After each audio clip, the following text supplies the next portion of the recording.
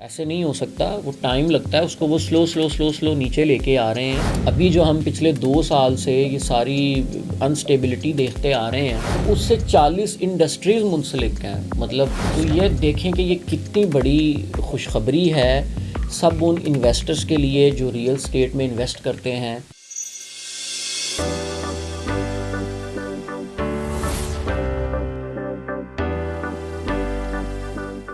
جی السلام علیکم، میرا نام اسد اللہ اوان ہے اور باہو اسٹیٹ کے پلیٹ فارم سے میں آپ کو خوش آمدید کہتا ہوں۔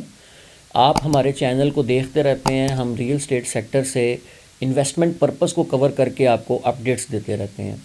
تو آج کا میرا ٹاپک بڑا خوبصورت ٹاپک ہے۔ پرسوں شہباز شریف صاحب نے ایک بہت اچھی اسٹیٹمنٹ دی ARY چینل کے اوپر، جس سے ہمیں یہ سگنل دیکھنے کو ملتے ہیں کہ آگے ریئل اسٹیٹ سیکٹر بہت اچھا ہونے جا رہا ہے۔ میں ان کی اسٹیٹمنٹ دیکھ رہا تھا، انہوں نے یہ کہا کہ شرح سود جو 22% سے 13% کے اوپر آ گئی ہے، اس میں مزید ابھی 7 سے 8 پوائنٹس کی گنجائش ہے، اور میں یہ چاہوں گا کہ یہ 6% پہ آ جائے۔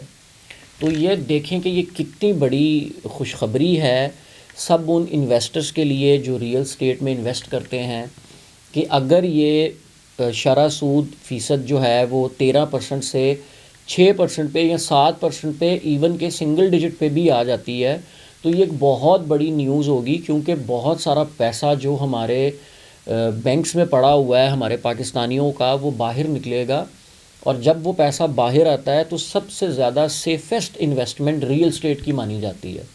اور ریئل اسٹیٹ میں انویسٹمنٹ کے دوسرے بھی بہت فائدے ہیں، اس میں ہماری اکنامکس بھی بہتر ہوتی ہیں، اور اگر لوگ پلاٹ لے کے گھر بنانے کی طرف جاتے ہیں، کنسٹرکشن کی طرف جاتے ہیں، تو اس سے 40 انڈسٹریز منسلک ہیں۔ مطلب سٹام وینڈر سے لے کے جو اس کی سیل پرچیز کروا رہا ہے وہ فائدہ لیتا ہے، پھر جب وہ کنسٹرکشن کی طرف جاتا ہے، پھر اس میں لکڑی کا کام، ٹائلز کا، کچن کا، سریے کا، بجری کا، بہت ساری انڈسٹریز ہیں جو اس کے ساتھ اٹیچڈ ہیں، تو بہت روزگار پیدا ہوتا ہے۔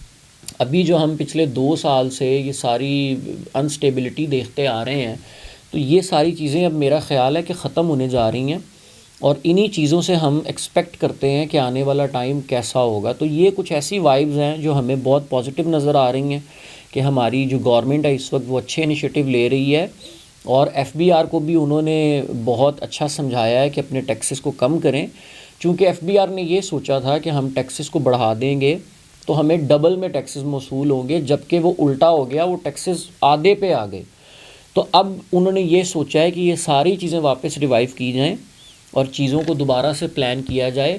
اور ویسے بھی اگر کوئی سٹیپ گورنمنٹ لیتی ہے تو وہ سٹیپ کو واپس لانے میں بھی بہت ٹائم چاہیے ہے۔ مطلب اگر ایک اچھے لیول کی کمپنی بھی ہو، اس نے بھی کوئی پالیسی چینج کرنی ہو، تو اس کو بھی 6-8 ماہ لگتے ہیں اپنی اس چیز پہ واپس آتے ہوئے۔ تو یہ گورنمنٹ لیول پہ جب چیزیں چل رہی ہوتی ہیں، تو جب وہ ایک چیز کو اوپر لے گئے تھے اور وہ سٹیپ ان کا غلط ثابت ہوا، اب واپس آتے آتے بھی ان کو ٹائم لگے گا۔ مطلب ایسے نہیں ہے کہ وہ 22% پہ تھا آپ کا انٹرسٹ ریٹ، اور اگلے دن وہ صبح اٹھ کے کہیں کہ یہ 6% پہ آ گیا۔